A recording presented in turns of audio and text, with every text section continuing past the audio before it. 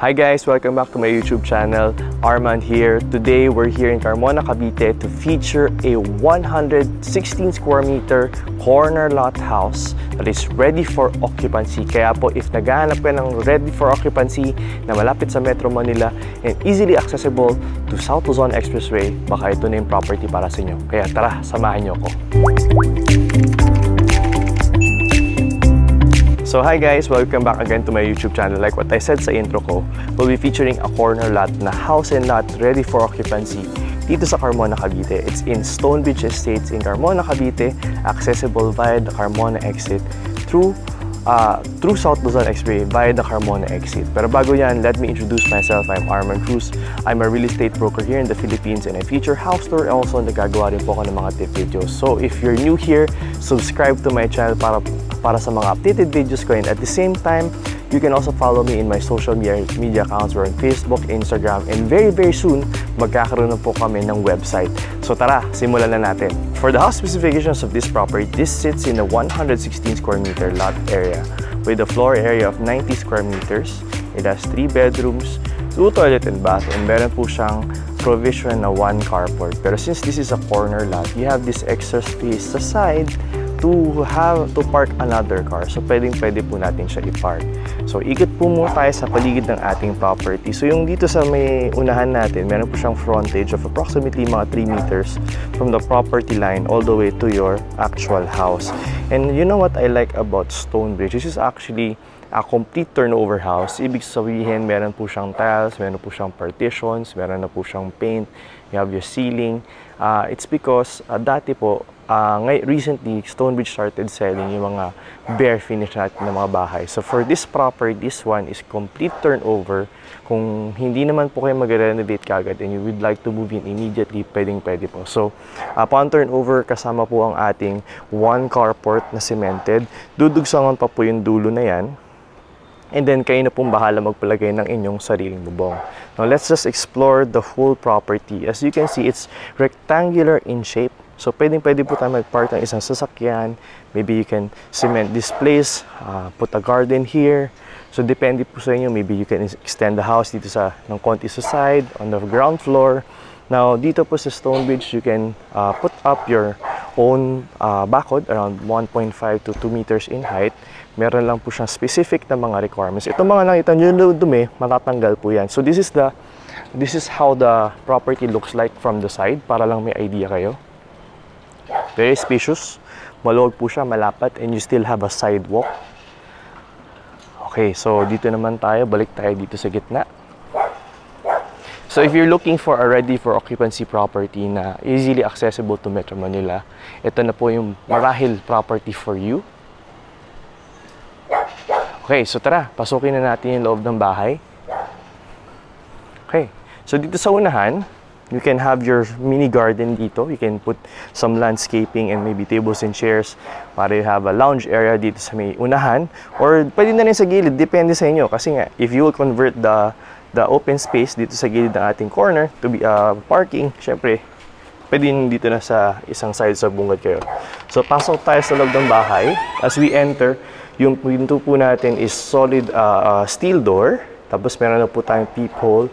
We also have our doorknob. And as we enter, by the way, this unit is still being finished. So tinatapos pa lang po siya. So there are some parts of the house na hindi pa po tapos. And it's still ongoing finishing. Okay? Pero upon turnover, as you can see, yung paint natin is white. It's 2 coats of paint na white. And our ceiling height is approximately 2.8 to 3 meters in height. So mataas po siya. Uso po ngayon yan sa mga developers that they turn over the house na steel deck. And hindi na po siya gypsum board. It's because some people would prefer a high ceiling height na bahay. So this is the whole property. This is the whole house na nakikita nyo. Let's go to the kitchen. Yung kitchen po natin, ito na po yung actual turnover po niya. You have your granite countertop, and then you also have your cabinet dito sa baba. Now for the overhead cabinets, kayo na po bahalang maglagay. Pero beside our kitchen would be our access door dito naman sa likod, or going to the back part of the house, wherein you can have your service area, where pwede nyo pong lagyan ng inyong laundry, pwede nyo pong lagyan ng inyong extension ng inyong kitchen. Yan, so meron na rin po tayong nandito na rin po yung provision natin. We actually have a provision for water dito. Ayan po siya. And then nandito po yung mga knobs natin for the water. So, this is the whole area. So, pagpasok po natin, ito pong nasa left side niya, dito sa left side ng screen, right side ng screen natin, this is the living area.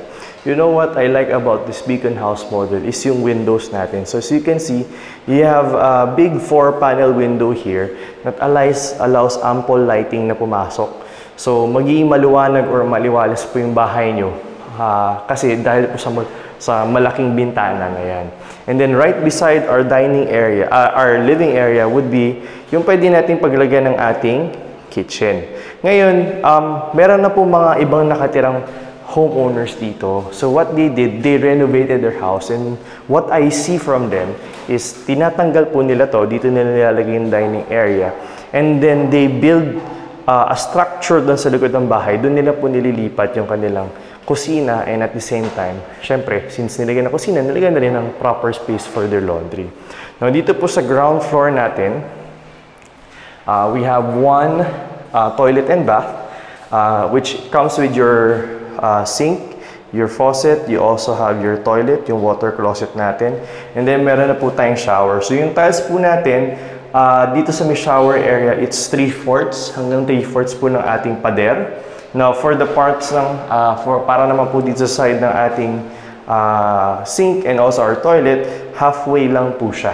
Okay, so nasa sa inyo na yan upon turnover kung lalagay niyo po ng tiles all the way up. Now, we are also ready, or water heater ready po siya. Kung makikita nyo, may saksakan po doon. Water heater ready po siya. And right now, since this is 90% constructed, hindi lang po nakakabit po yung ating shower and yung ating faucet dito sa baba. So tara, akyat tayo dito sa second floor. Actually, biglaan lang talaga tong house tour na to. I didn't have any plan of doing a house tour this week, pero marami po nag-i-inquire sa akin about house and lot dito sa RFO na malapit sa Metro Manila. So I have to feature this. So let's talk about yung stairs. Yung stairs po natin, yung steps mismo, it's wood na painted brown na pinatong po sa taas ng semento. So yung ilalim po ng stairs natin is solid cement. Yung handrails natin, it's wood. Pero yung yung body niya, it's bakal po siya. So ano po siya? It's yung tawag dito kalimutan ko yung tawag dito sa bar na yan. So as you can see dito sa second floor, hindi pa po nakakabit yung tiles natin. Pero ang ilalagay po dito is vinyl tiles.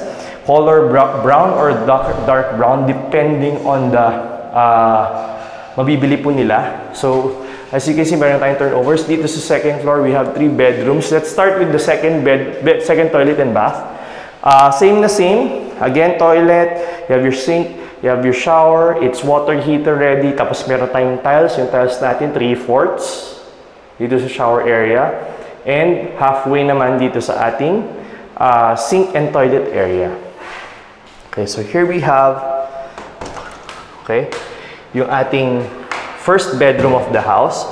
This is around 7 square meters in size. Ang shape po niya is square. Okay, squarish in shape po siya. You can place your single bed. Okay, you can also have your double deck. You have your semi-double bed. Kapag siguro nag-double na kayo, kailangan niyang isagad sa pader yung kama, or kapag nag-queen size, medyo siksik po siya. Ngayon yung mga partitions po natin dito sa second floor, this is made of gypsum board. So if you want to make some adjustments to the house, you can actually do so. Tatanggalin niyo lang po yung gypsum board. That's the reason why some of the developers, or most of the developers, gypsum board na po yung ginagamit. So all of the rooms have a provision for their window type aircon, and then meron na po siyang naka-designate na saksakan. Okay, so let's go to the second bedroom of the house.